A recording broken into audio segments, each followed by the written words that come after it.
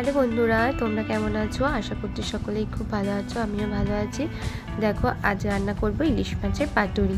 তার জন্য আমি গাছ থেকে কলা পাতা কেটে নিয়ে এসেছি। আর এইদিকে দেখো সর্ষে, সাদা সর্ষে, কালো সর্ষে বেটে নিয়েছি, নারকেল কুড়িয়ে নিয়েছি, আর কি কুড়ানোর পরে একটু বেটে নিয়েছি। তারপরে পোস্ত বেটে নিয়েছি, টক দই, মাছটাকে নুন হলুদ মাখিয়ে একটু সর্ষের তেল দিয়ে ভালো করে মাখিয়ে নিচ্ছি। দেখো প্রথমেই তারপরে আমি একে একে দেবো দু রকমের সর্ষে মিলিয়ে বেটেছি, সর্ষে বাটা দিয়ে দিলাম। তারপরে দিয়ে দিচ্ছি দেখো পোস্ত বাটা।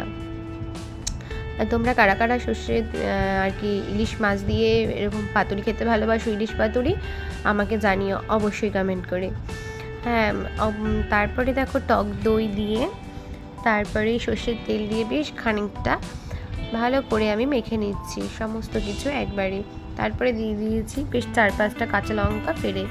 তারপরে দেখো কলা পাতাগুলোকে আমি এইভাবে একটু সেঁকে নিলাম। তাওয়াতেও সেঁকে নেওয়া যায়, তবে আমি এইভাবেই নিলাম, আমার এইভাবেই সুবিধা হয়।